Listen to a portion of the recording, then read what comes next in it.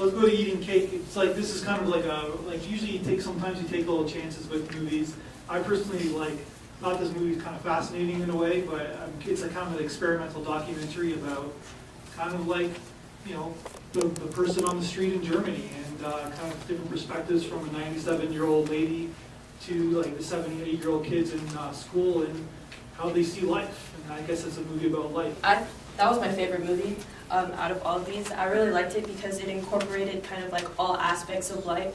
So you had like the little children, and they're talking about growing up and what they want to be, and then you have the older people, and they're talking about the lives that they've already lived, and then in between you get like shots of like moments that, like those little moments that people really enjoy throughout their lives.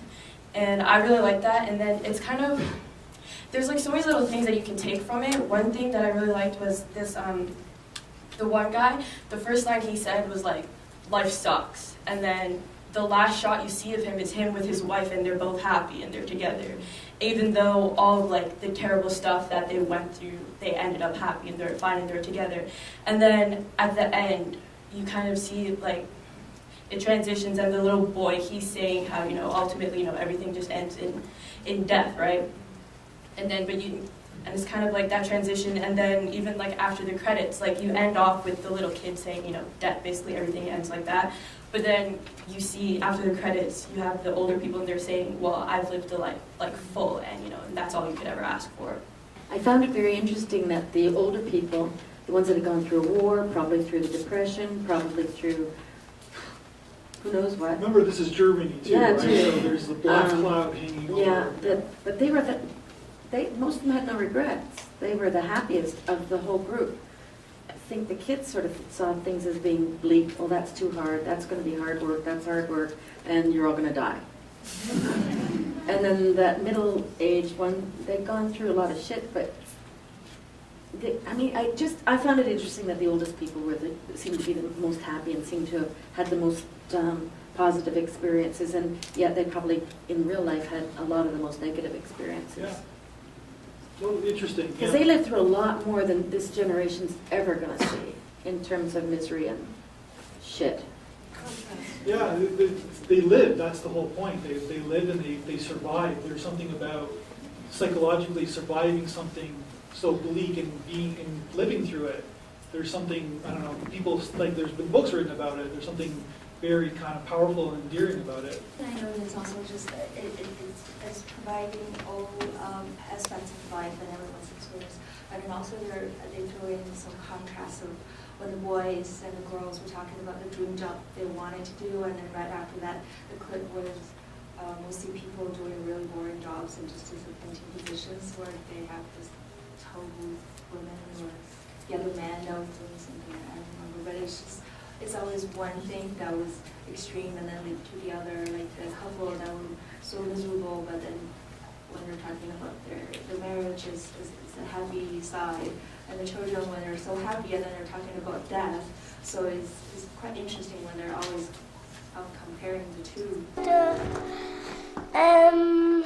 Ein Autobauer werden. Also auch Autoverkäufer oder Bauer. Bauer und Autoverkäufer. Geht das zusammen, Katja? Ja. Dann möchte ich sowas auch machen. Ich auch. Ich auch. Jetzt könnt ihr das nicht alle machen. Doch. Nein, ich will Köchin werden. Ach so. It's similar to what she was saying about the contrast. I thought it was such a kaleidoscope. The beauty for me came through in the words that were contrasting. And the imagery was contrasting. You would see the field, and in the back was one set of weed, and then there was this, or the daisies amongst the poppies. And all of the imagery seemed just full of contrast. And the same thing with life, that we can't really know the joy without the pain. And those children, they realize, I was in love, and I couldn't wait until it was over. And, death and all of that. It was just, I agree with the young lady at the back, just the beauty just seemed to be that it had a kaleidoscope, and I appreciated one because of another. It was very interesting. Yeah, it was so funny because the movie showed so much about life and death and the vibrance, etc. And then it ended with the word, I think, devil. And I think I turned to my sister and I said, the movie just ended with the devil. And then I was so glad they brought the clip afterwards Yeah. to show, you know what I mean? It just seemed so, you know, and then they brought the clip. So I think that was one of my favorite movies as well.